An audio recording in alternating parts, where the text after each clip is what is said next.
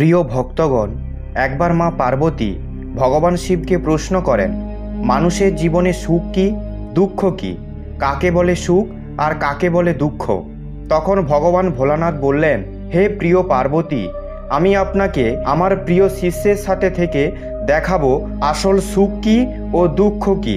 তো চলুন প্রিয়ে, আমি পৃথিবীতে গুরুর ছদ্মবেশে যাচ্ছি।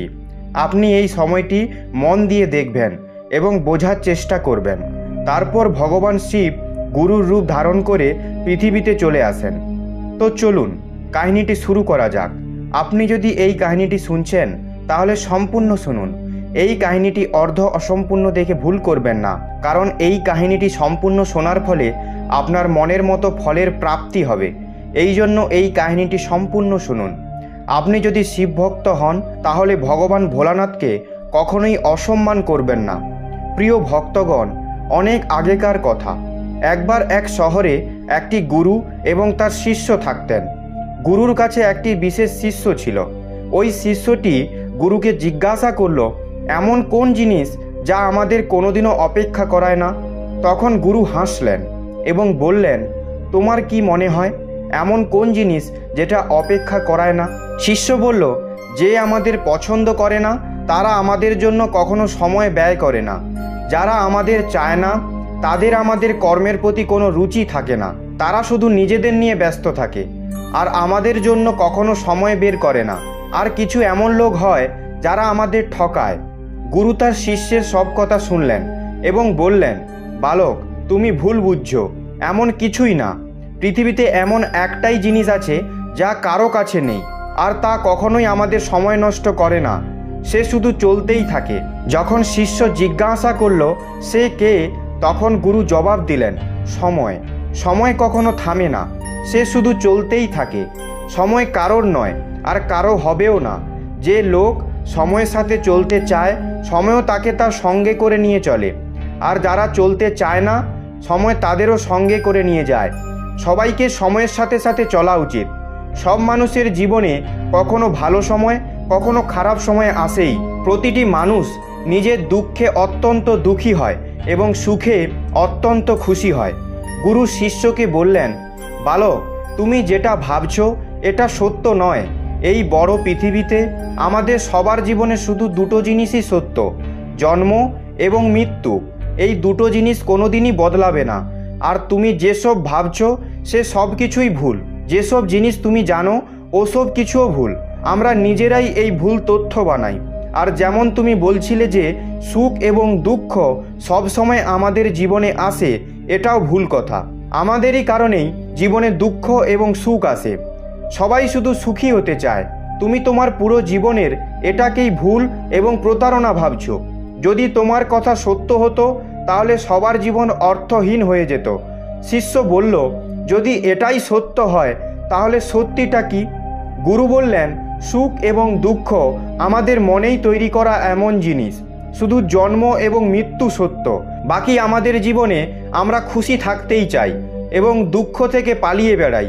কিন্তু আসলে জীবনে সুখ এবং দুঃখের মতো কোনো জিনিসই নেই। আমাদের জীবনে আমাদের কিছু জিনিস চাওয়ার থাকে, আর আমাদের কাছে আমাদের মাথা আছে যা আমাদের সেই জিনিসটাকে পেতে সাহায্য করে।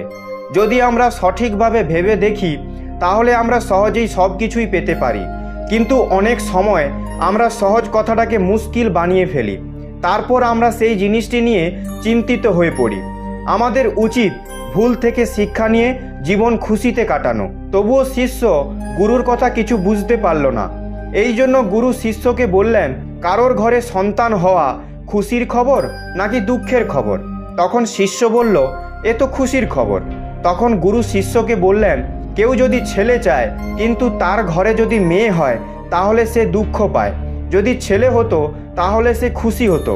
তাহলে মেয়ে সন্তান জন্ম নেওয়া কি দুঃখের খবর?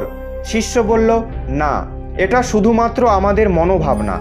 আমরা আমাদের জীবনে এমন কিছু জিনিস নিয়ে ভেবে ফেলি যেটা আমরা পেয়ে গেলেই খুশি হব, আর না পেলে দুঃখ পাব। সবটাই আমাদের মনের ওপর নির্ভরশীল। গুরু বললেন, এই কথাটাতে মন দাও। আমরা আমাদের মনের কারণেই দুঃখ এবং সুখ পাই। বাস্তবে এটাই সত্য। কিন্তু যখন আমরা এই পৃথিবীতে মানবিক শরীরে আসি তখন আমরা চিন্তা ও বোঝার চক্রে আটকে পড়ি। এই কারণেই বাস্তবিক জীবনে যা সত্য তাই আমাদের দুঃখ এবং সুখে পরিণত হয়। শিষ্য তার গুরুকে জিজ্ঞাসা করলেন, এটার সত্য অর্থ কী? আমাদের কি মনোভাবনা ঠিক নয়? গুরু হেসে বললেন, চিন্তা করা স্বাভাবিক, আর সব সময় চিন্তা ভুল হয় না। তবে গুরুত্বপূর্ণ বিষয় হলো প্রতিটি মানুষের উচিত তার চিন্তাধারাকে সঠিক পথে নিয়ে যাওয়া। আমাদের চিন্তাভাবনাকে এমনভাবে ব্যবহার করা উচিত যাতে আমরা আমাদের জীবনে সুখী হতে পারি। দুঃখ তো আমরা নিজেরাই নিজের জীবনে ডেকে আনি। উদাহরণের জন্য আমি তোমাকে বোঝাচ্ছি। এক জায়গায় মাতা পিতা তাদের সন্তানের ওপর রেগে আছেন, অন্য জায়গায় সন্তান তার মাতা পিতার ওপর রেগে আছে, কারণ সে মনে করে তার সব দরকার তার পিতামাতা মেটায়নি। কোথাও কোনো স্ত্রী তার স্বামীর প্রতি অসন্তুষ্ট, কোথাও কোনো বোন তার ভাইয়ের প্রতি ঈর্ষাপরায়ণ।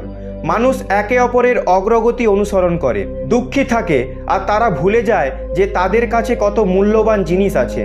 সেগুলি হলো সুস্থ জীবন, ভালো খাবার, সুন্দর ঘর আর শ্রেষ্ঠ বস্ত্র। তাদের কাছে জরুরি সব দরকারি জিনিসই আছে, তবুও তাদের মন সন্তুষ্ট নয়। শিষ্য গুরুকে বলল, হে গুরুদেব, তাহলে কি তাদের অসন্তুষ্ট থাকা উচিত নয়? আমিও যখন ব্যবসায়ী জীবনে ছিলাম তখন আমার স্ত্রীও আমার সাথে অনেক সময় বোঝাপড়া করে মানিয়ে নিতে পারছিল না, আর সে তার কথায় আমাকে চাপ দিত। আমার স্ত্রী সব সময় আমাকে অপমান করার চেষ্টা করত। যখনই আমি তাকে কোনো কথা জিজ্ঞাসা করব তখনই সে কোনো উত্তর দিত না। সে মানত সে আমাকে সবার সামনে অপমান করতে পারবে, কিন্তু আমি যখন আমার গুরুদেবের থেকে সমাধান চাই, উনি তখন আমাকে বোঝালেন যে আসলে আমাদের জীবনে যে সুখ এবং দুঃখ থাকে তা আমাদের মনের ভ্রান্তি। আসলে দুঃখ কোনো বাইরের কারণ হয় না, তা আমাদের মনের অন্তরের চিন্তা ভাবনার জন্যই সুখ এবং দুঃখের অনুভূতি হয়। যেমন স্ত্রী চায় তার স্বামী তার প্রতিটি কথা শুনুক এবং তা মানুক, তেমনি স্বামীও চায় তার স্ত্রী তার সমস্ত কথা শুনুক এবং মানুক। একটি স্বামী চায় যে তার স্ত্রী তার পরিবারের সঙ্গে ভালো সম্পর্ক নিয়ে থাকুক, তখন কোনো স্ত্রী চায় যে তার স্বামীকে নিয়ে আলাদা থাকতে, ঘুরবে ইত্যাদি। এভাবে বোঝা এবং বোঝানোর গুরুত্ব আছে জীবনে। অনেক সময় আমরা দেখতে পাই লোক তার পরিবারকে ছেড়ে তার সাথীর সাথে আলাদা করে অধিক সময় কাটাতে চায়, যাতে তারা একে অপরের সাথে অধিক ভালো সম্পর্কে থাকতে পারে। কখনো এটাও হতে পারে, যদিও আমাদের কাছে সব সুবিধা আছে, তবুও আমরা নিজেদেরকে অসন্তুষ্ট এবং চিন্তিত করে তুলি। আমাদের নানান ভাবনা চিন্তা আমাদেরকে বিভাজন করে দেয়। যখন একটি শিষ্য তার গুরুকে জিজ্ঞাসা করল, সত্যি কি বাস্তবিক পক্ষে আমাদের জীবনে কোনো দুঃখ নেই? তখন গুরু উত্তর দিলেন, আমাদের জীবনে সবথেকে বড় দুঃখ হলো ক্ষুধা, কারণ এটাই আমাদের প্রাকৃতিক অনুভব যা আমরা সবাই অনুভব করে থাকি। শিষ্য আবার তার গুরুকে জিজ্ঞাসা করল, মৃত্যু কি দুঃখের খবর নয়? গুরু হেসে বললেন, মৃত্যু তো প্রকৃতির একটি নিয়ম। আমরা তো দুঃখের অনুভূতিতে নিই, কারণ আমাদের মনোভাবনাই এমন। আসল দুঃখ সেটাই যখন আমরা আমাদের দরকারি জিনিসগুলোকেই পূরণ করতে পারি না। যেমন ক্ষুধা, যখন আমরা ক্ষুধার্ত থাকি তখন বাস্তবিক পক্ষে আমাদের দুঃখের অনুভূতি হয়। আর এভাবেই গুরু এবং শিষ্যের কথোপকথন চলতেই থাকলো। জীবনে একটি অমূল্য জিনিস আছে যাকে আমরা যদি খেয়াল রাখা বন্ধ করে দিই তাহলে আমাদের সব থেকে বড় সঙ্গিনী স্বাস্থ্য প্রভাবিত হতে পারে। আমাদের জন্যই আমাদের শরীরই সব থেকে বড় সম্পদ, আর এটাই আমাদের জীবনে অমূল্য সম্পত্তি। আসল সুখ এরই মধ্যে, যাকে অনেক লোক লক্ষ্য দেয় না। অনেক লোক তার জীবনের সুখ বলতে শুধু সুস্বাদু ভোজন আর অন্যান্য সুখ সুবিধাই বোঝে, কিন্তু সত্য কথা এটাই যে ভোজন যদি সুস্বাদু নাও হয় তাহলেও তার থেকে আমরা পুষ্টি পাই, যার ফলে আমাদের শরীর সঠিকভাবে কাজ করে। বাস্তবিক সুখ এটাই যে আমরা সবসময় সুস্বাস্থ্যের অধিকারী হই এবং জীবনের সমস্ত পথেই সঠিক কর্ম করতে পারি। যখন গুরুর এই কথা শিষ্য পর্যন্ত পৌঁছালো তখন সে সব কিছু বোঝার চেষ্টা করে, কিন্তু তার মনে এখনও কিছু বিভ্রান্তি ছিল। এরপর শিষ্য বলল, গুরুদেব, আমি আপনার কথা বুঝতে পারছি এবং তা অনুভব করতেও পারছি, কিন্তু আমার মন এখনও পুরোটা সন্তুষ্ট হয়নি। আমার সময় দরকার এসব কিছু বোঝার জন্য। আমাকে এমন একটা রাস্তা দেখান যে পথে চলে আমি সত্য দেখতে পাবো। গুরু বললেন, অনুভূতি নিজেকেই করতে হবে। আজ আমি তোমাকে এমন একটা শক্তি দিচ্ছি যার ফলে তুমি যখন সকালে ঘুম থেকে উঠবে তখন তোমার শরীর তোমার নিয়ন্ত্রণে থাকবে, যেমন প্রকৃতি সব শরীর চালনা নিয়ন্ত্রণে নিয়ে থাকে, তেমনি তোমার নিজের শরীর চালনা নিয়ন্ত্রণ থাকবে তোমার কাছে। তুমি তোমার অঙ্গ এবং চিন্তাকে নিয়ন্ত্রণ করতে পারবে, কিন্তু একটা তত্ত্ব আছে যার ওপর তুমি নিয়ন্ত্রণ করতে পারবে না, সেটা হলো মৃত্যু। এসব বলে সেই জ্ঞানী গুরু সেখান থেকে চলে যান। সেই শিষ্য তার বিশ্রামের জন্য সেখান থেকে চলে গেল। পরের দিনে সকালে যখন সে তার চোখ খুলল, তখন সে অনুভব করলো যে তার শ্বাস প্রশ্বাস একদম বন্ধ হয়ে গেছে, আর সে নিজেকে বুঝতেই পারছিল না। সে ব্যাকুল হয়ে পড়ল এবং হঠাৎই মাটিতে পড়ে গেল। তখনই গুরু ওই জায়গায় এসে উপস্থিত হলেন। গুরু তখন তার শিষ্যকে বললেন, নিজের শ্বাসকে কেন আটকে রেখেছো? এবার শ্বাস নাও, সব কিছু তোমার নিয়ন্ত্রণে। যখন তুমি তোমার শ্বাসকে অনুভব করতে পারবে এবং তাকে স্বাভাবিক রূপে দেখতে পারবে। গুরুর কথা শুনে শিষ্য এক গভীর শ্বাস নিল এবং তার শ্বাস এবার সময় মতো চলতে লাগলো।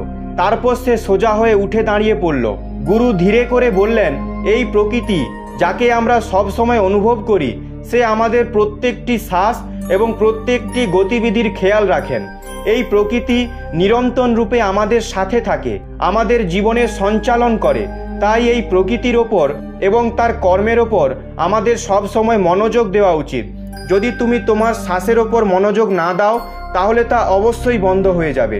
গুরুর উপদেশ শুনে শিষ্য ঠিক করলো যে সে তার প্রত্যেকটি শ্বাস প্রশ্বাসকে অনুভব করবে। তবুও যখন তার মন অন্য কোনো ভাবনায় হারিয়ে যায়, তখন তার শ্বাস আটকে যায়। তারপর সে তার মনকে যখন শ্বাস প্রশ্বাসের দিকে কেন্দ্রীভূত করলো, তখন আবার তার শ্বাস প্রশ্বাস আগের মতো গতিতে চলতে থাকলো। এইভাবেই সে তার শ্বাস প্রশ্বাসের ওপর মনোযোগ দিতে থাকলো। এভাবে যত দিন বাড়তে লাগলো, ততই অধিক সে ক্লান্ত হতে আরম্ভ করলো। এভাবেই একটি দুপুরে তার শরীরের অবস্থা অনেক খারাপ হতে শুরু করেছিল, আর হঠাৎ সে মাটিতে পড়ে গেল।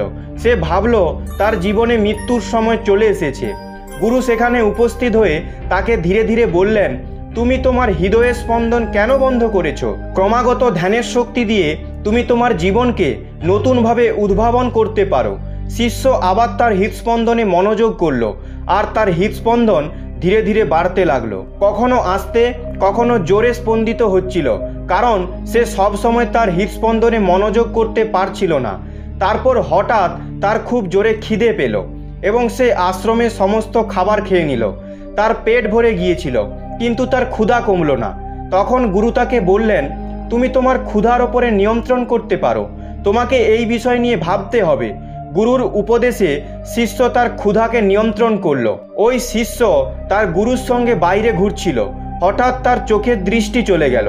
যখনই সে সামনে ধাক্কা খেয়ে মাটিতে পড়ে যাচ্ছিল, গুরু তখন বললেন, তুমি তোমার চোখকে নিয়ন্ত্রণ করতে পারো, তার ওপর মনোনিবেশ করো। শিষ্য চোখের ওপর মনোনিবেশ করলো, আবার দৃষ্টি ফিরে পেল, কিন্তু সারাদিনই তার হৃদস্পন্দন থেমে যেত। কখনো শ্বাস নিতে পারত না, কখনো অত্যাধিক খিদে পেয়ে যেত, কখনো চোখের দৃষ্টি হারিয়ে ফেলত। এসব তার অন্যান্য চিন্তার জন্যই হচ্ছিল। যখনই সে তার পরিবার এবং অন্যান্য সুখ সমৃদ্ধির সম্বন্ধে ভাবতে থাকে, তখনই সে তার শরীরের একটি অঙ্গ হারিয়ে ফেলত। সে তার মৃত্যু অনুভব করতে পারত, কিন্তু মৃত্যু হতো না। তাই জন্য তাকে শরীরের ওপর মনোনিবেশ করতে হতো। হঠাৎ সে মাটিতে পড়ে যেত এবং নিজেকে আবার ঠিক করে তোলার চেষ্টা করত। সে বুঝতে পারল যে শরীরের উপর তার নিয়ন্ত্রণ নেই, তা কত গুরুত্বপূর্ণ। এতে সে চিন্তিত হয়ে যেত। সে তার গুরুকে বলল, গুরুদেব, আপনি দয়া করে এই শক্তি আমার থেকে নিয়ে নিন। আমি এই শক্তি সামলাতে পারছি না। আমি এখন পর্যন্ত অনেক কিছু শিখেছি, আমি এটা আর সহ্য করতে পারছি না। গুরু উত্তর দিলেন, তুমি যদি চাও আমি এই শক্তি আবার ফিরিয়ে নিতে পারি, কিন্তু এখন না। যখন তুমি কাল সকালে ঘুম থেকে উঠবে, তখন তুমি আর সে শক্তি পাবে না। পরের দিন সকালে যখন শিষ্য আবার গুরুর কাছে গেল, তখন গুরু জিজ্ঞাসা করলেন, তোমার মতে সব থেকে অধিক সুখ কি? শিষ্য বশিষ্ঠ উত্তর দিলেন, হে গুরুদেব, আমাদের জীবনে সবচেয়ে বড় সুখ হলো আমাদের জীবন, বাকি সব তো মায়া। আমরা সব সময় অভিযোগ করি যে ভগবান আমাদের কিছু দেয়নি, আমাকে গরিব বানিয়েছে, ইত্যাদি ইত্যাদি। কিন্তু সত্যি তো এটাই যে ভগবান সব কিছুই দিয়েছে যা আমাদের প্রয়োজনীয়। ভগবানের কাছে আমাদের কৃতজ্ঞ হওয়া উচিত। আমরা আমাদের চিন্তার মধ্যেই জীবনটাকে কাটিয়ে দিই। এই দুঃখের জন্য আমরাই দায়ী, আর যা আসলে দুঃখই নয় তার উপরে আমরা মনোনিবেশ করি। আর ওই কৃতজ্ঞতা মনোভাবকে আমরা নজরই দেই না। জন্ম আর মৃত্যু দুটোই সুখের কথা হতে পারে, কিন্তু আমাদের মনোভাবের জন্য সেই সুখ দুঃখতে পরিণত হয়। যদি আমরা সঠিকভাবে ভাবতে পারি তাহলে মৃত্যুও সুখ হতে পারে, না হলে তা দুঃখে পরিণত হয়। আমাদের জীবনে সুখ ও দুঃখ তা আমাদের মনোভাবের ওপর নির্ভর করে। আমাদের জীবন জন্ম এবং মৃত্যুর মাঝখানে একটি অনুভব, কিন্তু অনেকবার আমরা তা বুঝতে পারি না। ভগবান আমাদের সুখ দিয়েছেন, কিন্তু আমরা সেই সুখকে দেখতে পাই না, তার মধ্যে দুঃখ খুঁজতে থাকি। আমরা সবসময় দুঃখের কারণ খুঁজতে থাকি এবং নিজেদের জন্য কঠিন পরিস্থিতি সৃষ্টি করি। আমাদের জীবন আর শরীরকে সম্মান করতে হবে এবং একটি সরল জীবনযাপন করা উচিত। তার বদলে আমরা অনাবশ্যক দুঃখের মধ্যে ডুবে যাই। প্রতারণা, লোভ, হিংসা এবং এ জাতীয় অন্যান্য ভ্রান্তির দ্বারা পরিবেষ্টিত থাকি। যে এই ভ্রান্তিতে আটকে পড়েছে তার জীবনই ভ্রান্তি হয়ে গেছে, আর জীবনের শেষে তার কাছে কিছু পড়ে থাকবে না। যেমন জল ফোটালে বাষ্পে পরিণত হয় আর আকাশে মিশে যায়, ঠিক তেমনই আমাদের জীবনও কোনো অবশেষ ছাড়াই শেষের দিকে চলে যায়। জীবনের এই যাত্রা যখন সমাপ্ত হয় তখন আমাদের কাছে কিছুই বেঁচে থাকে না। ভগবান আমাদের যে অমূল্য উপহার দিয়েছেন তা আমাদের শরীর, যা আমাদের সুখ রূপে স্বীকার করা উচিত। কিন্তু দুর্ভাগ্যবশত আমরা অধিক সময় সামান্য সুখ খুঁজতে থাকি।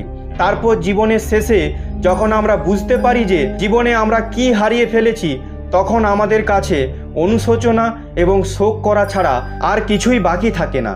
তখন ভগবান শিব ওখান থেকে কৈলাসে আবার ফিরে এলেন। তো ভক্তগণ, এই পর্যন্ত। এই ভিডিওটি বলার সময় যদি কোনো ভুল হয়ে থাকে তাহলে আমি ক্ষমা প্রার্থী।